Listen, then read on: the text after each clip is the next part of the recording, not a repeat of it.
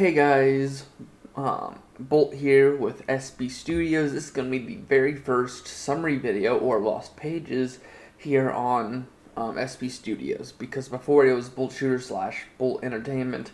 Now this channel is going to be the one that does all the summaries, giving this one some kind of content. We've been doing Nancy Drew a lot better. We're 50% through the story, I believe, as of this video. Anyways, we're here for Owl House now that it is summed up. This has been probably one of the best shows I've seen, and it can, if it weren't, well, if it actually matches Gravity Falls for me. It probably could have beat Gravity Falls if Season 3 was able to become a full season instead of 3 specials. Because you could have met the Archivist, you could have actually went into the background of a lot of characters, you could have explained how the two brothers were a lot better of a background than they were. But oh well, we didn't get that, so now we're stuck with what we got. Let me just look up one thing because I kept messing it up before. This is take 2. Hold on. Take 2 of this one. I have to make sure Caleb, okay. Alright. I kept messing up the original host of Soul for Hunter. Anyways, so I messed it up a lot. I was all over the place, and it was like, this person, then this person. I think for the best, through seasons 1 and 2, I should really tear apart their characters and then go into the specials. So I believe it's kind of like of course, you're explaining background stories through the episodes. So I'm going to take it from the earliest points of the timeline to the laters. So I think the earliest part of the timeline that we can really find would be the interaction between the Titans and the Star Children, as I call them.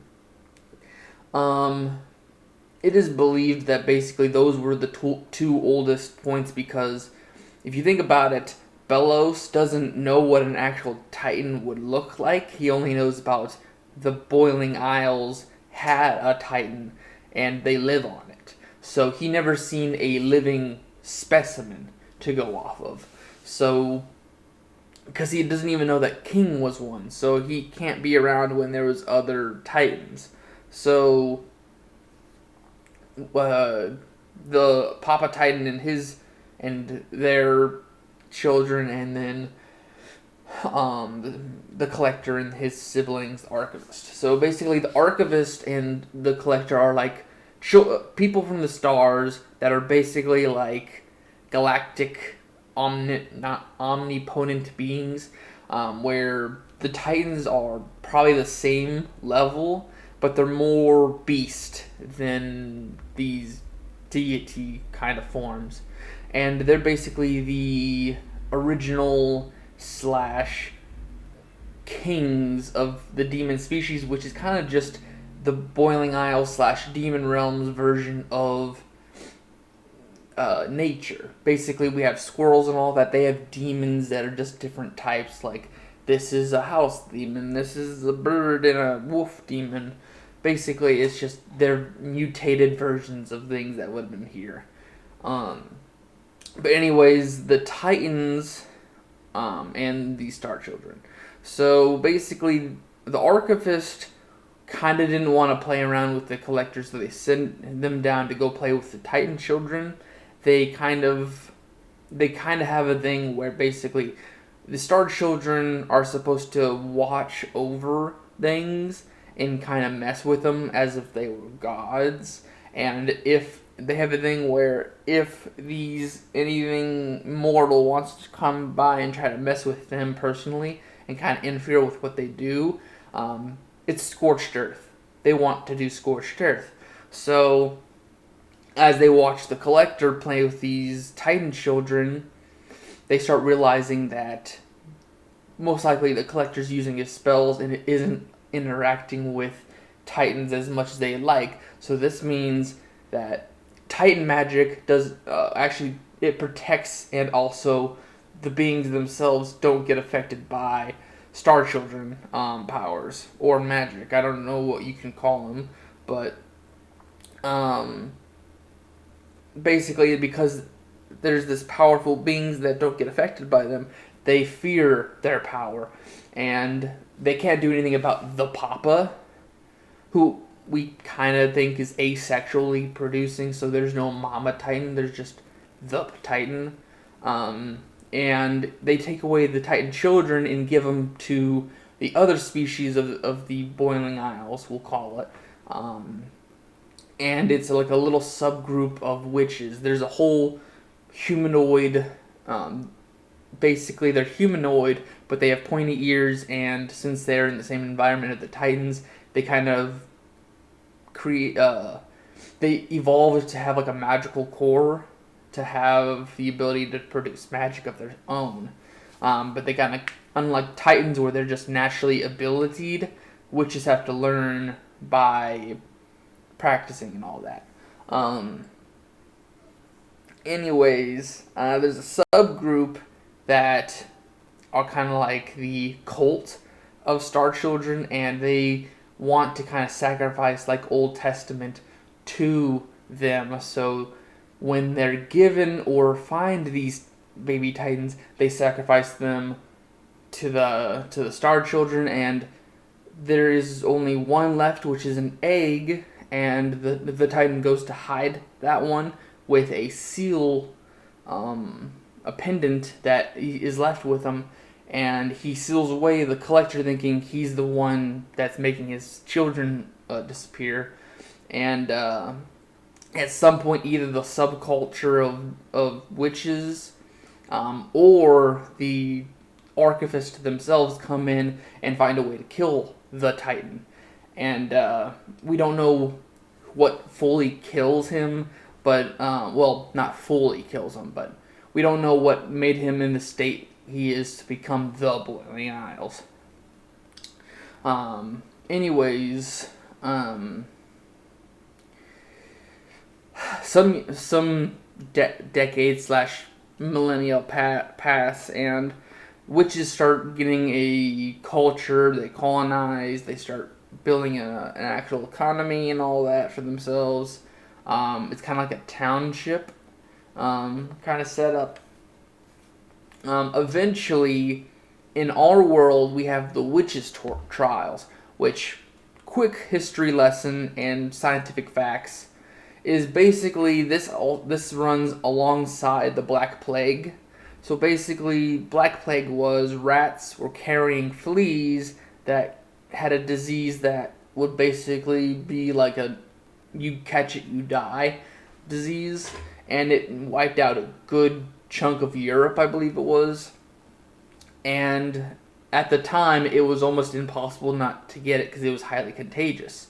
So, when people had cats, they would hunt down the rats that had those fleas, which would not give the sickness to that person. So when they're not catching the disease and everyone else is, everyone's seeing them as abnormal and actually call them a witch and either burn them to the stake, hang them, or what is very infamously known, which is like they'll put like a cinder block or some bricks on them and let them swim in the lake, and if they were to float, they're a witch, which they would burn at the stake, or they would sink to the bottom, as most people would do, and they died as an innocent person, and they asked for forgiveness after it. But basically, there is Caleb, the one I can't freaking remember his name half the time, and his little brother, Philip. They follow a witch in through a doorway that leads into the Boiling Isles, and they discover the witches. And these are not human, so Caleb is not the greatest.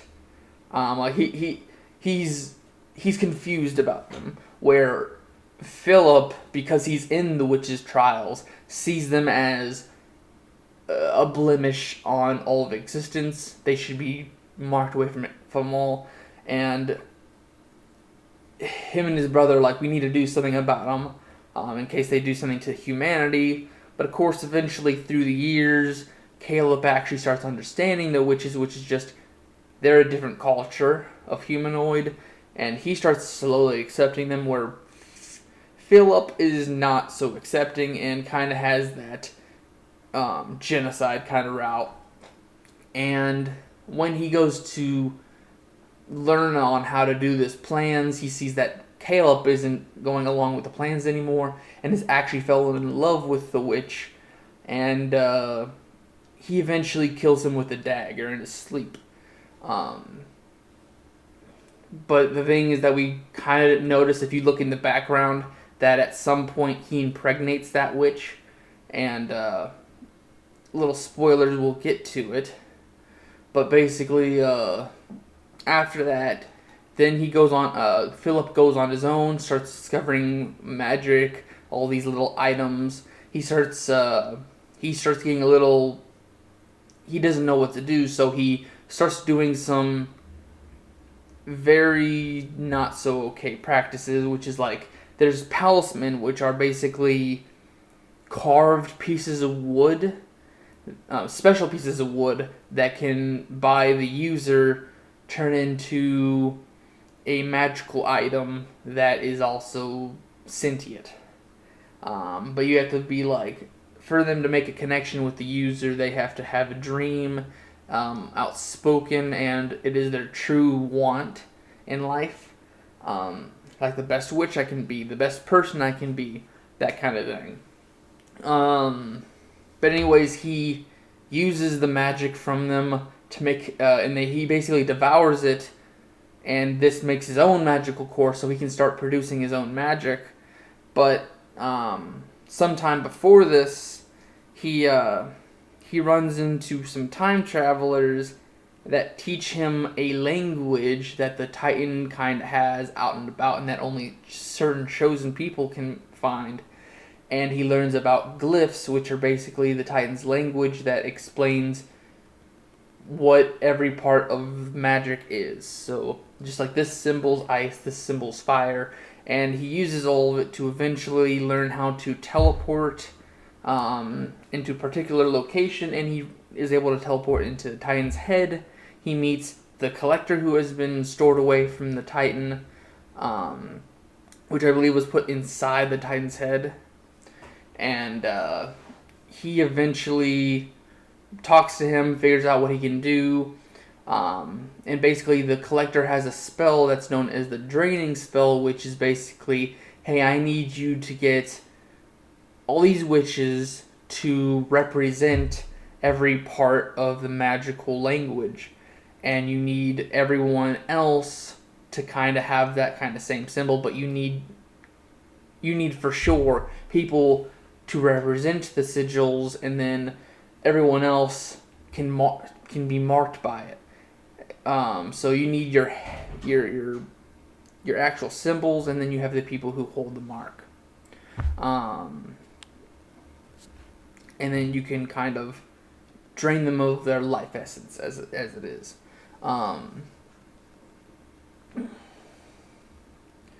So he needs to start getting people to trust him, which, now that he knows what glyphs are, he starts saying, hey, I can speak to the Titan, and people and the witches actually start believing him. The Titan is literally the god of the Boiling Isles to them. So he is able to basically make them think he's some kind of prophet. And eventually he becomes so well known by this that he is entrusted as like the ruler of the realm. He uses this to kind of put people under his thumb by saying, hey, you need the sigils I need for the thing, but he uses it as a marking of, you've done well in this magic, but you can only produce this magic, or else you go against your marking, which is basically it limits people from learning their full potential as a witch, which he calls them wild witches if they have multiple different spells and all that. You can do basic spells, but like different elemental statuses and all that. Um, and he doesn't want the wild witches anymore, so he kind of is like, all right, you're young, be a wild witch, but as soon as you start graduating from your things, you need a sigil for a certain marking that you mark high on.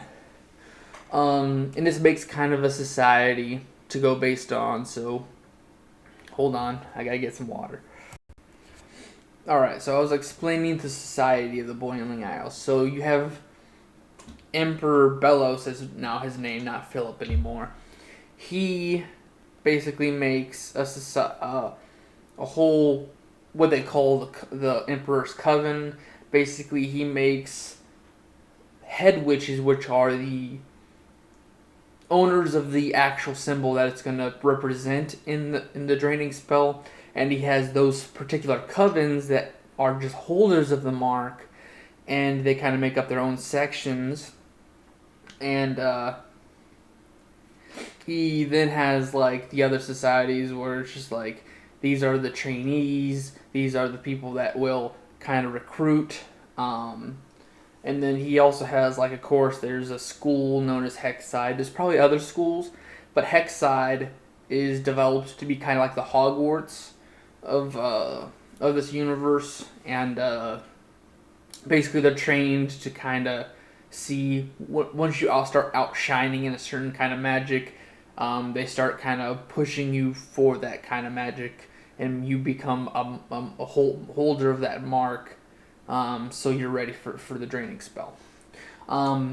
Throughout the years, eventually we have theoretically supposedly the baby of Caleb and that witch that he fell in love with. She was pregnant, so based on her looks and eyes, she is the ancestor of the Clawthorns, which are a pretty big part of our story. The Clawthorns, I don't remember the Mrs. Clawthorn, but I remember Mr. Clawthorn. Mr. Clawthorn was a palisman's sculpture, kind of. He basically learned how to perfect the art of palisman carving, and he basically was making his own business off of it. And they had two girls, Ida and Lilith. Well, Edalyn and Lilith, which of course we're going to call them Ida and Lily. But basically Ida is your bad girl. I want to do she's the rebel of the family, where Lily's the teacher's pet / bookworm. And basically I've had this done in my life where it's kind of like I've been doing so good and I've been doing what I'm supposed to, but it's expected of me. So I don't get any praise for doing good. Like I'm not gonna get praise for having straight A's. That's expected of me. But someone who does so terrible in this first time they ever show that they're doing well in life, they get praised for it, which happens with Lily and Ida. Lily, being the bookworm, probably straight A student, does well in her studies, probably almost perfects her magic every time she gets learned a spell, where Ida kind of just tosses around her stuff. Of course, she's a Clawthorn, which, because she's of this good bloodline, she kind of just is a... what is it called? She's a... not a prophet. It's someone who learns quickly. So basically she learns, but she doesn't care to perfect it. But of course she's just a good student. on just learning stuff, but she goes and becomes a rebel, and every time she actually does well, she's praised for it, which gets Lily jealous, and she eventually hexes, which is bad, like a very strong bad thing. It's basically putting bad luck on someone. But anyway, she puts a curse known as the owl curse, which is basically an owl beast, which is another theoretical thing, which is basically is like a separate species that's kind of just like the de-evolution of the what everyone theorizes to be the de-evolution of a titan, but it basically does different because every witch's magic is based on the titan's magic because of the environment. It is believed that because this is a de-evolution of it, basically the owl beast is not affected by most Titan's spells, and it actually can negate. It has a power to negate that of any normal magic. So it's seen as a very rare kind of situation. But anyways, Ida is now getting kind of taken over and possessed by this owl beast, and it gets so bad that it actually harms her father, and he gets basically scarred over one of his eyes. And because she hurt her dad, she runs away. And kind of does her own thing because now she thinks she's a disgrace to the family. She's harmed a loved one. She can't go back. And I'm trying to remember the rest of it. So she struggles with the owl beast. She catches Bello/Philip's attention. He wants her found and brought to him because this is something that can go with his studies to go against the witches. And also this catches the attention of the archivist because this is something that might actually go against their powers just like the Titans can. So they want to get a hold of the owl beast and kind of figure out what's going on with it, or just eradicate Ida altogether. So the archivists actually get involved. And some down the line, her childhood friend, which is a them, Rain, who's kind of like a very strong Bart magic user, which is basically like music, a talent. They eventually get involved with Ida, and they're doing well, but because of the owl curse, it starts making Ida try to keep distant from them, and it does end up getting their relationship strained because they wanted Ida to come out with it and kind of be like, hey, I can support you, we're supposed to be there for each other, but because Ida doesn't want to come out and say it because she probably around the same time, it's only been a year or so since she's harmed her father, she doesn't want to say anything, which ends up breaking them up. And this means she has absolutely no ties to anyone. She's now a hermit and kind of keeps to herself. She goes on little adventures, pirating and all that, and she learns a few things. She gains a few things, which includes she finds the egg of a Titan, which ends up hatching into King, which is another main character, and she brings him back. She saves Hootie, which is a house demon, which is from another theoretical standpoint, was someone who lived in the eye socket of the Titan, thanks to one of the designs later. He might have been a Hootie hole for his eye socket. But anyways, apparently she saves him or helps him some way, and he wants to protect her, so he moves into her house, literally inside the walls, and kind of is like the house itself. And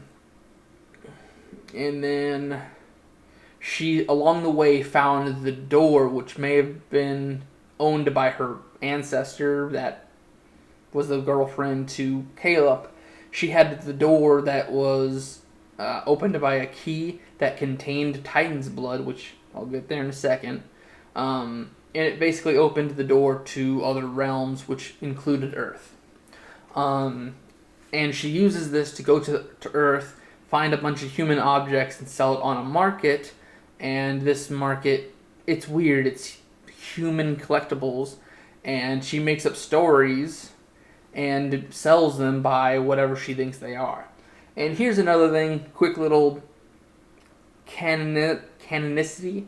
Apparently, this connects to Gravity Falls, where she had a possibility of actually falling in love and marrying Stan Lee Pines, which is the Grumple from Grunkle Stand from Gravity Falls, because he was married at some point, and it's alluded to that it's our owl lady here, and she also had married from past comments, it sounds like, and he may have taught her the art of haggling and kind of bullshitting her way to a sale and money, basically being a cheapskate. But anyways, I think we get into our main timeline now. I guess we can just get rid of the Nocedas first. So we are introduced to the Nocedas, which is basically a Hispanic family that they get early and lost. This isn't even season 1, but there's Mr. and Mrs. Noceda. I know Mrs. Noceda was, her name's Camilla. They both, her and Mr. Noceda have Luz, and by like age 5 or 8, Mr. Noceda gets a disease or a health problem, which could very possible be something like cancer, and they move to a hospital, like a very high hospital, and it doesn't help because he eventually passes away. And the last thing he leaves his daughter is a book known as Azora the Good Witch, which kind of introduces her to a fantasy world element, and she kind of builds her personality off this very imaginative state, and she starts getting a sense of wonder for her life. Every little thing has significance, and it's got to have a reason or a bigger meaning, and she really wants to kind of take the world as it is, and things like, say, like snakeskin or how certain animals that aren't really pets and all that are very fascinating to her, and it takes her as a outcast because she doesn't have a normal imagination or have the same common interests as people. So Camilla, of course, wants to be a very supportive mother, but she still takes crap from adults and other parents. And then we get to season 1, where principals and teachers actually start getting problems because Luz is doing stuff that's technically not allowed on school property, which includes bringing a whole big thing of snakes with her to show and tell. And this makes it say, okay, she needs to be like grounded. She needs a reality check. She needs to say that witches and wizards and all this aren't real, and while we understand a high imagination, it needs to be kind of dealt with because it could be a problem later in life. So basically their situation was a reality check camp for summer, and basically that's what we're dealing with. Is Camilla is about to send her Luz to summer camp, saying, okay, I'm sorry, Miha, but you need to go to this camp to kind of get a more normal sense of imagination, life, and how normalicity is supposed to be. And Luz is, of course, heartbreaking. She has to get rid of a lot of her sense of wonder, which of course makes her want to get rid of the book her dad gave her. But of course, that's her dad's keepsake for her. And as soon as she goes back to kind of look at it, it's gone. Because guess what? Ida, the owl lady, has decided to look through the trash and steal it for her sales. So Luz follows her through the door and of course gets trapped on the other side. She eventually gets to talk to Ida and Basically, Ida's like, hey kid, you aren't supposed to be here, but because I'm the one who dragged you here, I'll kind of not protect you, but until I can get you back to my human world, which is the human world, which is like, hey, let me do my own thing, then I'll get you eventually.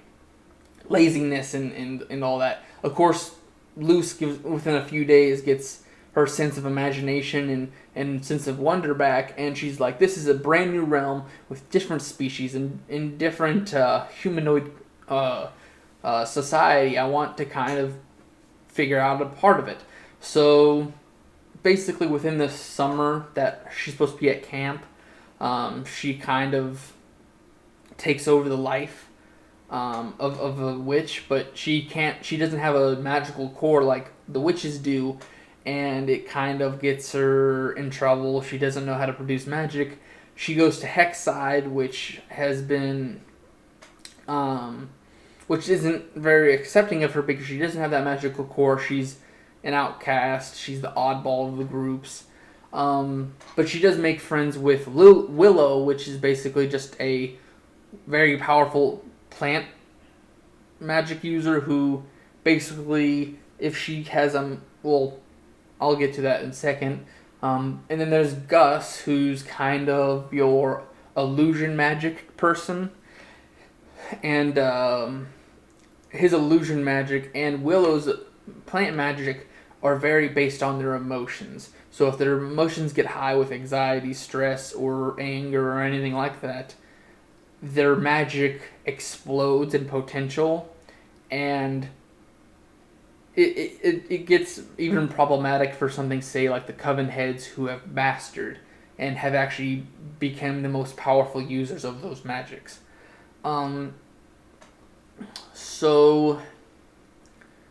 We also get introduced to the Blight family, which is like a higher society family, and they're basically the rich kind of family of the series. You have Odalia, who's kind of like the mom who kind of says, here's your expectations, meet them or you will be met with punishment.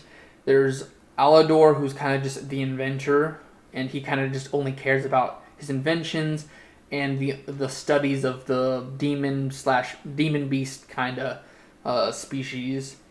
And he's kind of away from the kids. He doesn't really deal with that part. And then there is the twins, Ezra and Emmerich.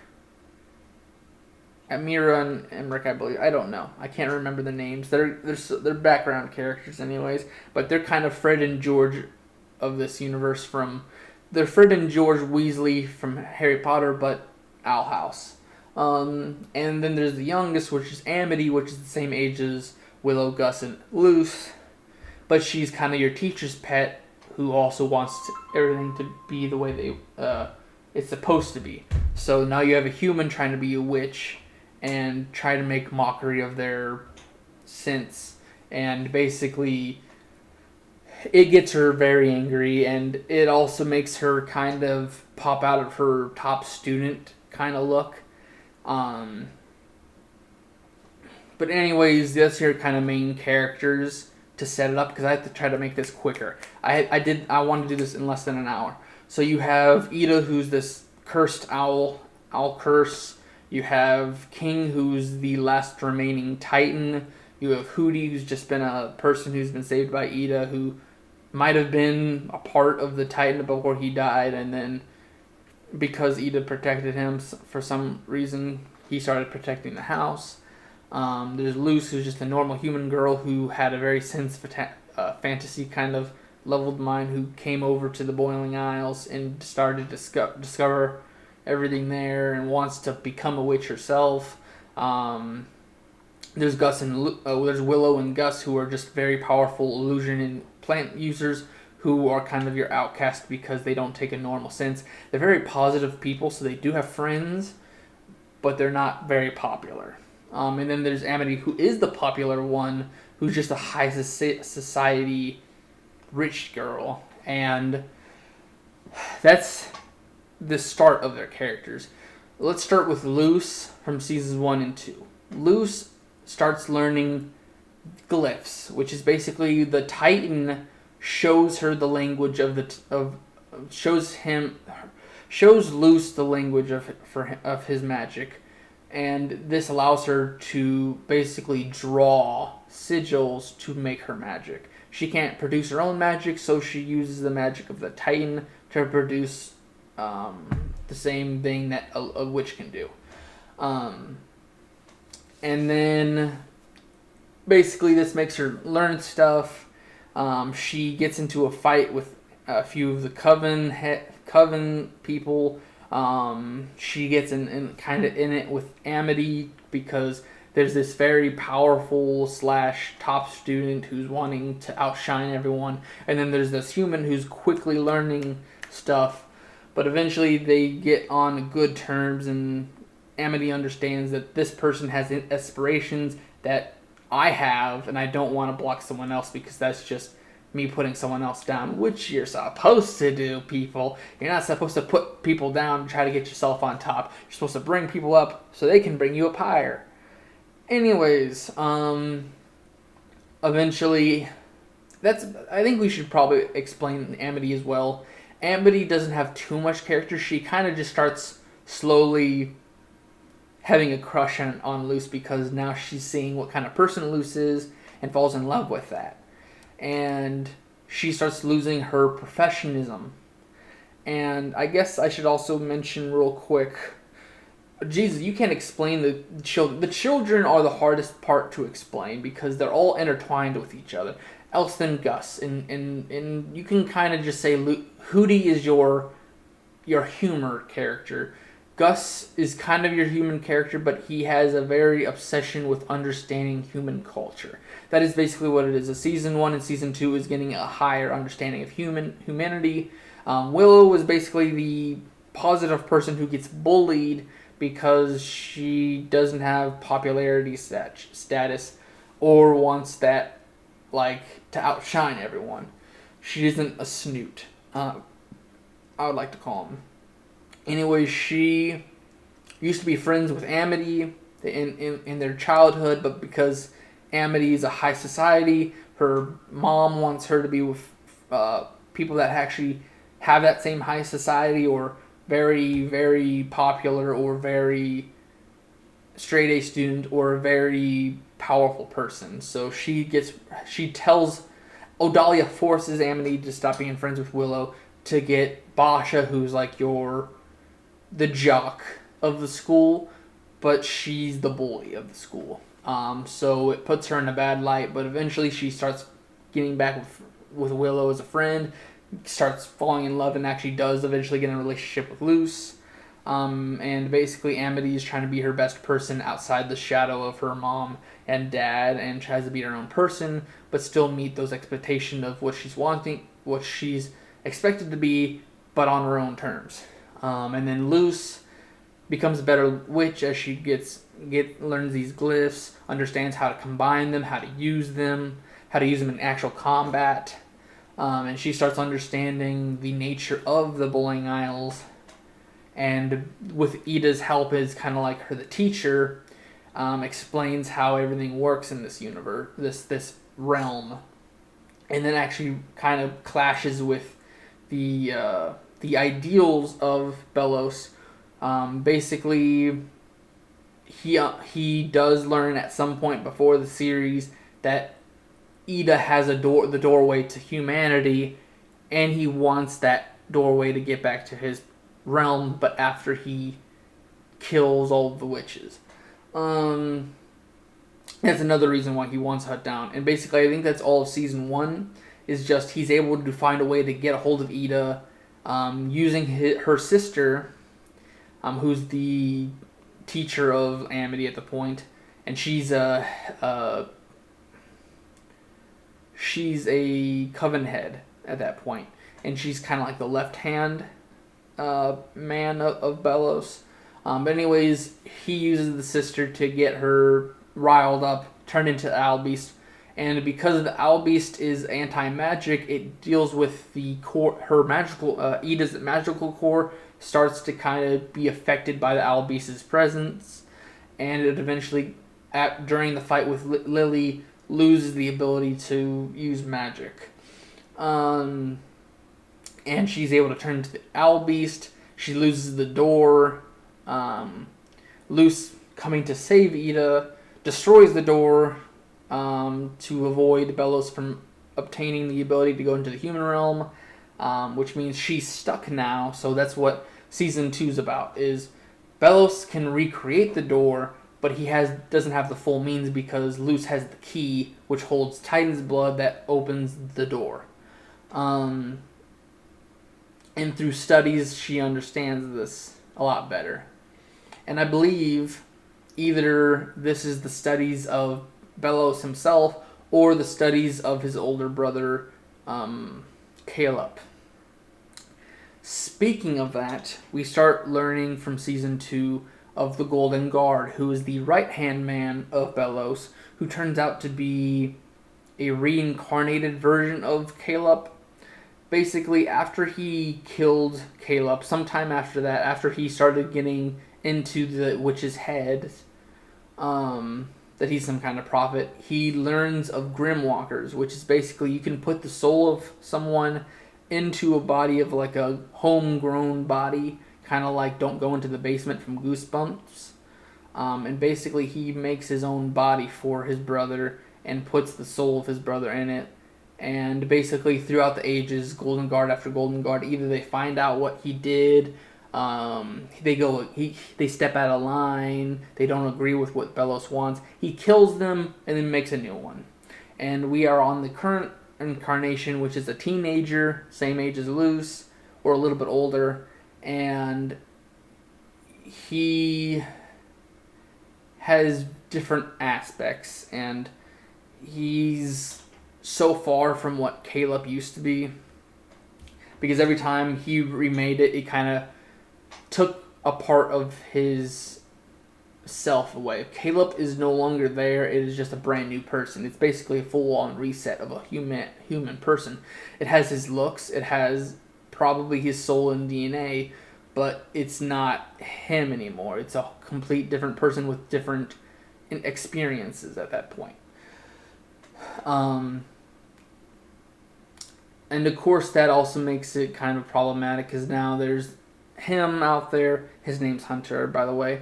He starts exploring what his uncle is not trying to tell him about, and it runs into the fact that there's things out there that are allowed because it's nature of this realm, which includes the Housemen who have lost owners throughout the years and have became their own thing and hide from Belos because they don't want to be killed and their soul gets their magic goo get taken from Belos.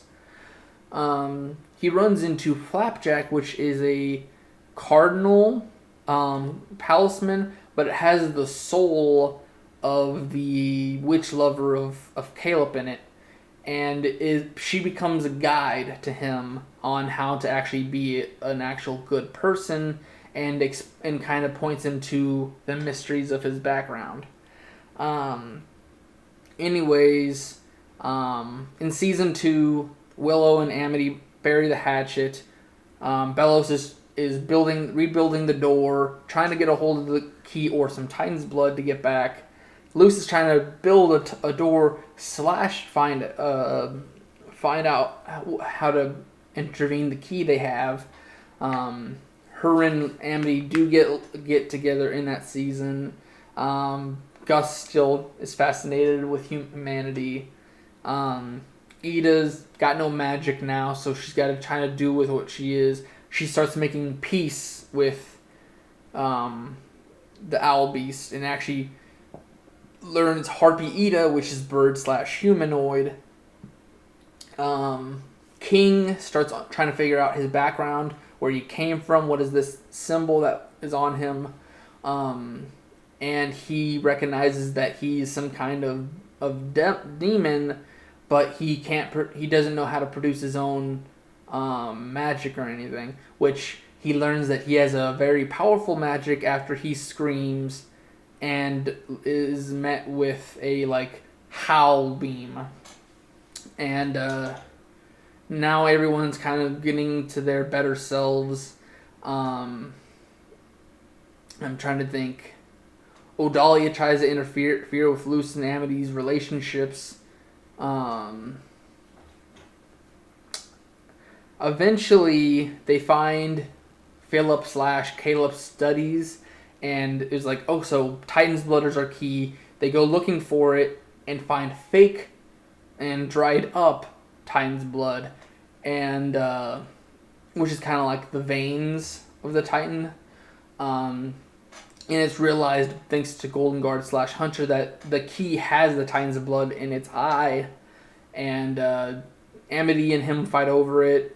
He gets the key, but it's cracked open, and Amity gets it on her gloves.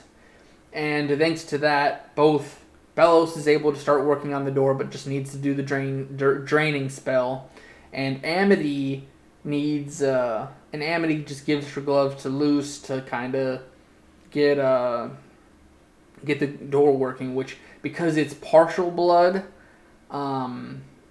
it opens to what is known as the Overseer realm, I call it, and it's basically just, you can look into different realms, but you can't really physically interact with it as much as like being there. So she looks in on human realm to see how her mom's doing, and figures out that her life's been taken over by a basilisk, which has been an extinct species of the Bowling Isles, which is been brought back by Bellows to kind of hunt down wild witches, suck them of their magical essence, to avoid having to worry about hunting them down and petrifying them himself. But of course, one, which is Experiment 5, gets into the human realm, becomes loose to kind of do it, and basically how she's able to do that is they devour magical essence and can mimic the physical appearance of someone, which she's able to mimic Luce, go to the summer camp for her. She looks like she pretends to be a good girl in Luce and takes over her life. And Luce is like, hey, when I get back, I want my life back. And through this episode, Camilla learns that it's not her daughter, and it's some kind of beast, some kind of like, I'm trying to remember he's a cryptid hunter, and he basically runs across Experiment 5 and tries to use him as his big break. But thanks to Camilla, she's able to save 5, and says, hey, I know you're not my daughter, but I'll adopt you as such. And you're not going to be called 5. It's your Roman numeral that we'll start using, V. Let's see. So eventually, Luce is able to project herself using the Overseer dimension and say, hey, I'm okay. I'm just in a different realm. Everything will be fine. I'm looking for my way back right now. But Camilla's like, you got to promise me you can't go back there once you get back for your safety. Which kind of makes Luce upset, because this is her away from reality, kind of. And she has to promise her mom that she can't come back. And it breaks her heart, but it starts messing with her personality and character after this point.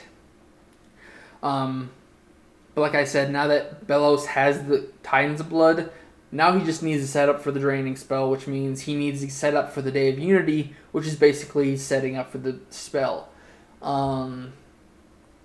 So, as we're marching towards this day, some of the Coven heads start realizing something is up with this Union Day. We have Darius, who was a friend of Alador and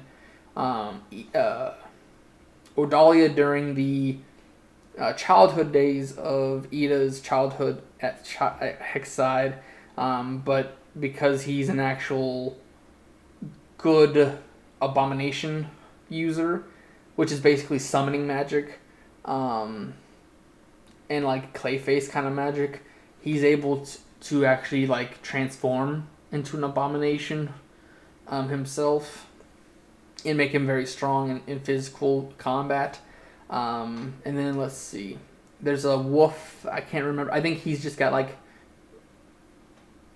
he's able to touch into the demon kind of senses. And then we have Rain, who's became the newest Bart Coven head, which is basically the musical magic. And they all start trying to figure out how to prevent the Day of Union, and what to do and what it's about. Eda jumps in and using her owl magic, anti-magic owl. She's kind of like their very big MacGuffin. So they start setting up for this big plan where, hey, they need the head of the covens to make whatever this is happen. So let's put Eda in the middle of it, give her a sigil, and make her a part of the main part, and just make an illusion of her being Rain. And basically using her like anti-magic, she'll completely get rid of the Day of Unity. But of course, this doesn't go well because every other ally, like Odalia, wants to stop the Day of Unity to happen and become one of the top leaders of Belos' army. Alador actually starts becoming a dad and saying, okay, you're actually affecting our kids to a point where you don't mind harming them or their future, and if this is true that something's happening, I need to do something about it for my protection of my kids and myself. And my abominations are being used to hurt others, so he actually jumps in, tries to help stop it. But then it kind of all breaks apart.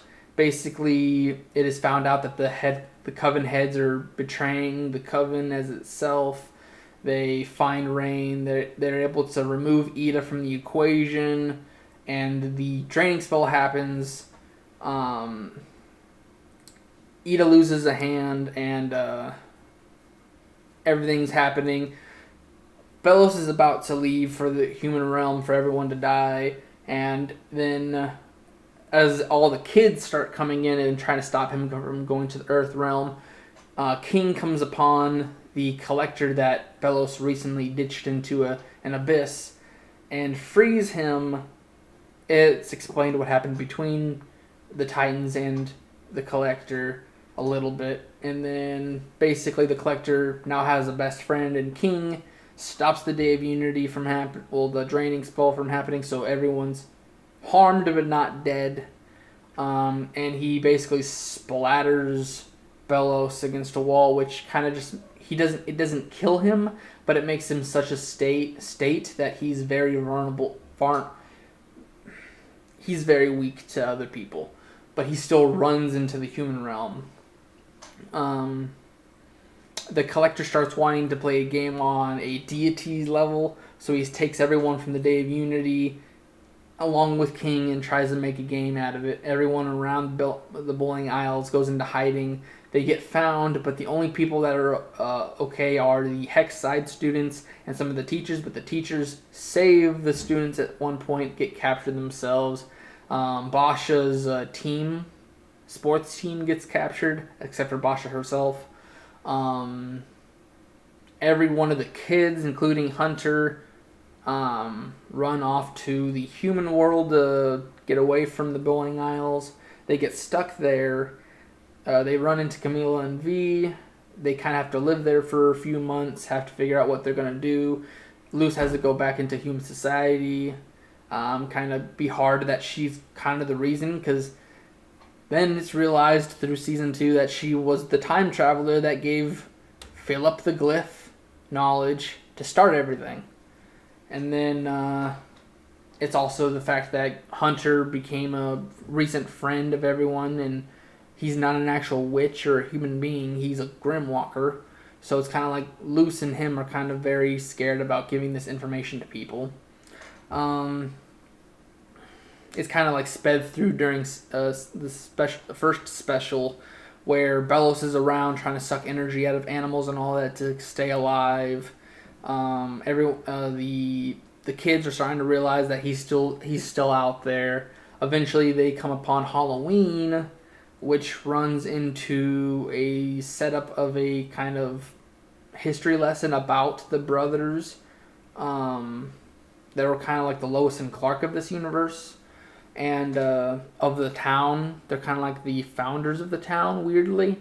Anyways, V gets a love interest, and then V holds up the Nosada lifestyle as everyone else is able to find a portal back to the Boiling Isles, including Camilla. But Belos is able to beat them there, take over Hunter for a little bit, and then he harms Flapjack, which ends up killing her, but she sacrifices her essence to bring back Hunter and with a magical core for him. They're able to get back into the Boiling Isles. Special number 2 is basically, hey, we got to figure out what happened to the Boiling Isles. They figure out everyone's been turned to puppets for the collector's playthings. Ida is kind of put as like the prized possession. And basically her, Lily, and King are kind of like trying to converse, trying to figure a way out how to stop the collector. If we have to seal him, we have to seal him.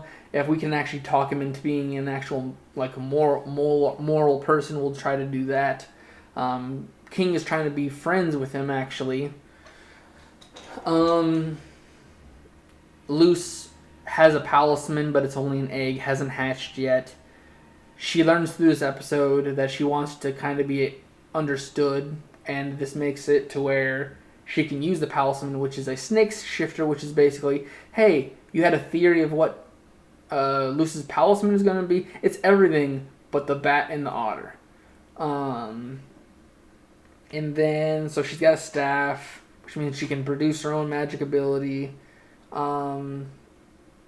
Everyone's doing all right. They start getting into a position where they can actually do something towards the collector, but Belos finds a way into the puppet body of Rain and can manipulate the collector again and say, hey, loosen all of them in here again, and they're trying to stop you from having fun. And that goes into the third and final special, which is basically, hey, this is happening. Everyone gets thrown into the game. Luce, Ida, and King are able to break through. They're able to actually hold their own against the collector because of their bond and their fighting styles. And eventually they're able to upset the collector enough for him to break his concentration. They eventually say, hey, we're not trying to become your enemy here. We'll try to have you understand us. Which is like, hey, this is how you're supposed to humanly / morally and being a mortal explained to him. And eventually, while they're doing all this explaining of how you're supposed to be understanding that death is a thing and how you can be understood by other beings, Belos in Rain's body runs off to the Emperor's castle, which turns out to be basically the chest of the Titan, which ends up being where the heart is, which, guess what? The Titan's not dead. He's kind of projected his essence into that overseeing realm, and he's still alive technically. It's just he can be there spiritually, not physically. So his body's still technically living through this. So Belos takes over the body, which means it's going to be almost impossible even for the collector to beat him. They realize this. They go to stop him, but with the collector kind of using his new knowledge to try to stop Belos, he uses it wrongly. He almost gets killed, but Luce jumps in front of it, gets And from Amphibia and kind of dies, but not really, gets sent to that overseeing realm, meets Papa Titan. He says, oh, I'm getting possessed by Belos. Here's my remaining life essence to make you overpowered and give you the ability to stop Belos yourself. But I'm gonna die. Hey, tell this person this. Thank you for this. Tell Ida, thank you for taking care of my son. And tell my son this horrible bread pun. Um, and he just actually dies after that. So the only reason uh, is because he's no longer there. His spirit has been replaced by Belos at that point. So that explains why the Titans' magic is still technically there for glyphs to kind of work, but not really because it's starting to die out. It's not no longer the actual essence of the Titan. Anyways, Luce gets brought back with a Titan form, and she's able to help Ida, King, and the Collector try to stop and kill Belos once and for all. They find Rain, are able to have him help them, and they're able to completely take Belos out of the equation and kill him. Um, Everyone gets brought back from puppet form. Everyone kind of meets each other, gets an understanding of things. Hunter gets basically adopted by Darius. And Luce is able to go back with V and Camilla to go kind of pursue a human life, but she's allowed to come back and kind of be a part of the Boiling Isles because that is how she is. These are her friends. These are people that she cares about. Camilla is like, I'm accepting of you. Just try to do better and not bring snakes to school, please. And then basically we get a yearly skip through Luce's 15th, 16th, and 17th birthday. She helps rebuild the Boiling Isles, which means she misses a celebration of I think a Hispanic birthday, which is like the 15th birthday is a very big birthday. It's not the 16th birthday, it's the 15th birthday, which is very big. Anyways, basically they're setting up for that celebration to kind of pay back Luce for helping them on her 18th birthday, and she's graduated high school with V. She's going on to college, which is in the Bowling Isle. She wants to take up witchery and kind of be a part of that, or she's a part of human culture, which is weird. I never looked into it fully, but she's going to college for something, and she's going for a lot. She's exploring all her options. In one of the pictures, V gets together with someone, which is possibly that love interest from before, which is another they, them. I can't remember their name, but it's the black hair and Gap. They have more human experience. The kids have more human experiences in the world. King actually gets a chance to play catch, and oh yeah, King got adopted by Ida, so he's a Clawthorn. And basically, she goes to see everyone, and they celebrate her 15th birthday 3 years late. Everyone's kind of doing their own thing. Hunter and Willow are apparently together. Darius and Alador are flirting, so Aldalia's probably out of the picture. Finally. Ida and Rang are together. Oh god, I'm trying to remember everything. Gus is kind of like a teacher for the human realm. Ida becomes a headmaster of like the Wild Witches. And it's kind of like the new Hex side. Principal Bump, which is like the principal of like Hex side, gets to retire.